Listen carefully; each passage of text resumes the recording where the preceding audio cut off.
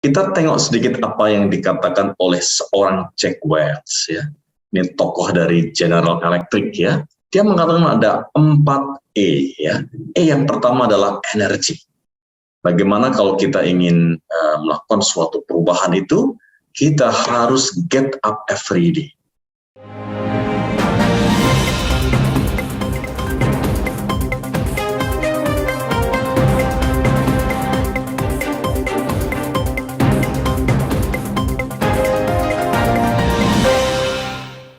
Assalamualaikum warahmatullahi wabarakatuh, Sobat Kompetensi di seluruh Indonesia yang saya banggakan.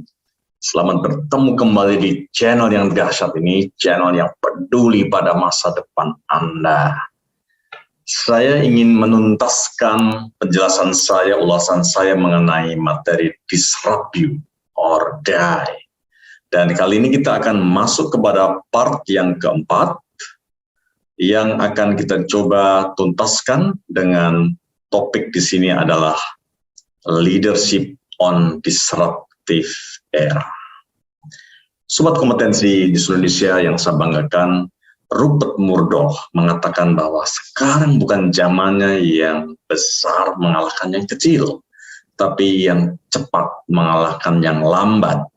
Maka janganlah jadi kita yang lambat akan dilibas oleh yang cepat. Oleh karena itu, Sobat Kompetensi, mari kita melompat jauh. Ini adalah melompat ya, bukan meloncat. Kalau meloncat itu pada titik yang sama, kalau melompat kita berpindah dari satu titik ke titik yang lain. Jangan ragu untuk meninggalkan status quo. Kita harus berani untuk melompat supaya bisa akseleratif, kita memberikan impact yang eksponensial. Kita tengok sedikit apa yang dikatakan oleh seorang Jack Welch ya. Ini tokoh dari General Electric ya. Dia mengatakan ada 4 E ya. E yang pertama adalah energi. Bagaimana kalau kita ingin melakukan suatu perubahan itu, kita harus get up every day. Orang yang punya energi itu adalah orang yang setiap hari dia bangun dan bersemangat ya untuk menciptakan hal-hal baru. Tetapi seperti tadi yang saya katakan sebelumnya, bahwa kita tidak bisa bekerja sendiri. Makanya yang E kedua menyarankan kepada kita untuk energizing. Kita harus spark others to perform. Mengajak yang lain untuk perform. Dan jangan lupa kita harus selalu mencapai edge-nya. Leading edge, mencapai edge. Tapi jangan dikira edge ini semua kita capai dengan berapapun biayanya, bukan. Tapi di sini maksud adalah persis but not at all price. Jadi kita harus tetap mencapai edge, tapi kita harus dengan biaya yang rasional, yang realistik, dan juga yang tentunya efisien. Yang terakhir adalah execution, yang keempat. Execution ini oleh Larry Bossidy dan oleh Ram Charan sudah diingatkan dalam bukunya dia, ya sudah sekian tahun yang lalu tapi masih relevan sampai saat ini, yang berjudul Execution. Dikatakan di situ the best strategy adalah execution. Jadi E yang keempat ini is all about how to execute. Demikian juga kita dihadapkan pada pilihan oleh Josh Bersin ini. Dikatakan bahwa terserah kita semua ya, kita mau business center atau human center. Kalau kita business center, maka business first, people second ya. People as a means to an end. Tapi kalau kita human center, maka people first, business second, people sebagai purpose of the business. Makanya kalau kita memilih human center, kita akan bicara di sana lead the people, they drive the business forward. Kita bicara mengenai inspiration, execution, learn from problem, humble, empathetic, etc. Ya. Focus on outside, look for diverse performers, focus on system thinking, bla bla bla bla, vision, goal, and growth perspective, driven by purpose, mission, grit, and passion, iterative change, series of small and measurable steps. Pilihan buat kita sebagai leader, kita mau business center atau human center, ada di Anda semua. Oleh karena itu kita sebetulnya sudah diingatkan oleh Barney sejak tahun 90-an, diingatkan oleh Barney sejak tahun 86, Becker and Gerhardt sejak tahun 96, bahwa sebetulnya competitive advantage yang sulit ditiru oleh kompetitor di suatu organisasi bisnis adalah human resource management system dan workforce culture. Dan itu kemudian disangatkan oleh beberapa scholar yang lain, ada Lado, Wilson di sana, ada Pfeiffer, ada Wright, and McMahon.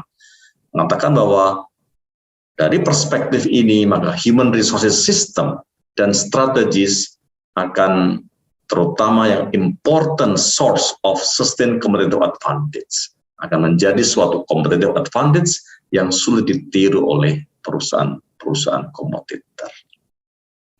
Nah, karena itu sebagai pilihan leadership yang tepat ya untuk disruptive era ini, di sini saya kutip dari Deloitte yang mengatakan ada 6 signature trait dalam inclusive leader.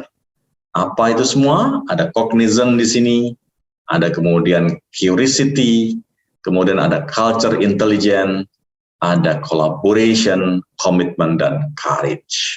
Nah, kemudian ada 15 elemen yang melengkapi dari 6 signature traits ini. Mari kita kupas satu persatu. Komitmen itu akan berkaitan sama personal values dan belief in the business case. Courage itu akan berkaitan sama humility dan bravery kita. Cognizant of bias itu is all about self-regulation dan fair play. Curiosity, rasa keingintahuan, itu akan terkait dengan openness, perspective taking, dan coping with ambiguity.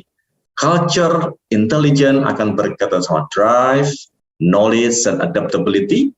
Dan yang terakhir, collaboration is all about empowerment, teaming, dan voice.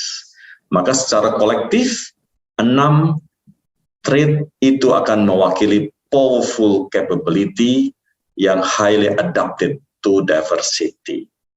Kemudian disebutkan bahwa trait tersebut akan bisa mengoperate more effectively within diverse market, better connect with diverse customers, access a more diverse spectrum of ideas, dan juga bisa enable diverse individual in the workforce to reach their full potential. Itulah kira-kira para sobat kompetensi yang saya banggakan, beberapa penjelasan saya mengenai disrupt you or die. Di zaman atau di era yang disruptif ini, di zaman yang penuh dengan digital transformation ini yang berubah sangat cepat, maka dikehendaki kompetensi-kompetensi baru yang sudah dibangun di organisasi kita, termasuk mendisrupt diri kita sendiri sebagai HR practitioner, dan kita harus memilih leadership yang tepat untuk menjadikan organisasi kita tetap agile, adaptif, dan tetap eksis, relevan, dan memenangkan persaingan dalam era yang serba cepat ini. Sobat kompetensi di seluruh Indonesia, terima kasih sudah menonton channel ini. Saya Yunus Trionggo, dukung dengan subscribe, like, comment, and share. Bila Anda sudah memilih profesi, pastikan Anda kompeten di profesi itu. Sekian, sampai bertemu kembali di sesi-sesi saya berikutnya. Assalamualaikum warahmatullahi wabarakatuh. Salam kompeten. Sobat kompetensi di seluruh Indonesia yang saya banggakan, terima kasih sudah menonton video ini. Manakala dirasa bermanfaat, dukung channel ini dengan like, subscribe, dan nyalakan lonceng notifikasinya.